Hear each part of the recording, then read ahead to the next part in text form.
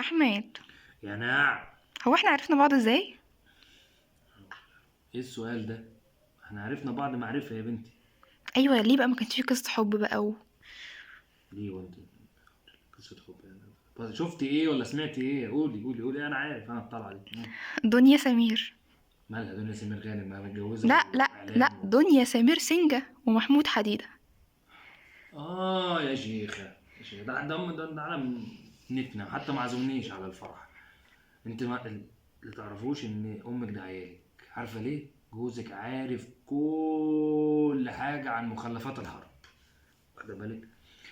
بص يا ست الناس دي، محمود ده كان صبي قهوجي، واخد بالك، وقاعد مع عمه كده على ايه، فرشه مناديل. كنت انا لما اروح اصطاد حاجات من السوق، واخد بالك، كنت قاعد اجيب بقى البطاطس والليمون والحاجات دي. كنت ايه اشوفه وبتاع مش عارف ايه، وكان ذاك نقعد ايه نتكلم مع بعضينا كده. فهو انت تعرف اسمه محمود حديده ليه؟ ليه؟ ده كان مغرم انه يجعر في اي حديده في اي فرح، فكان يمسك الحديده ويروح منزلينه تحت، واخد بالك. فهو عشان كده سموه محمود حديده يعني.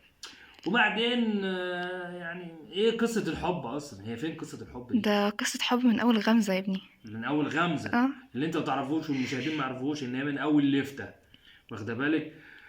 اللي تعرفوش اللي هو كان قاعد مع عمه في يوم في ساعة عصاري، وهي راحت تجيب مخلل، واخده بالك، وزودت الليفت، كانت جايبه 2 كيلو مخلل باين، وايه وزودت الليفت، تمام. وكان ابوها بيتغدى حواوشي، فكان عايز يبلع بالمخلل. فهي الفكره ان محمود يا عيني متنح كده، فلا واحده بتغمز له، واخده بالك. فهو باين كانت ايه المخلل، ميه المخلل نطرت في عينها، فايه فمش هتعمل كده، فايه فهمها ان هي غمزه. المهم يعني خدوا ابوه وراح للحاج سنجه وخلصوا الليله يعني. بس يعني ما تفتكريش يعني، وعادي يعني، وتعمل لهم فرح عادي والدنيا جميله ده يعني. انت ما شفتهوش وهو بيقولها بحبك يا دنيا مع استاذ. ما بحبك يا دنيا. عايز حاجه تاني؟ هي يعني والكاميرا سامعاني؟ كاميرا ايه اللي سامعاك يا ابني؟ ما ينفعش الكلام ده. لا اله الا الله. وانت عماله فرحانه ان انت شفتيها وبتاع مش عارف ايه. شفت الزفه؟ لا، شفت ما الزفه؟ شفتش الزفه، لا. الزفه معروفه ان هي يا اما بترمي ملح عشان الحسد، يا اما بترمي ورد، يا اما بترمي شربات، يا اما بترمي ملبس. دول بيتحدفوا بالطوب العيال الصغيره. انت عايزه ايه انت؟ لا اله الا الله. ما ينفعش ما ينفعش. وبعدين طالع مع الاستاذ ريهام سعيد.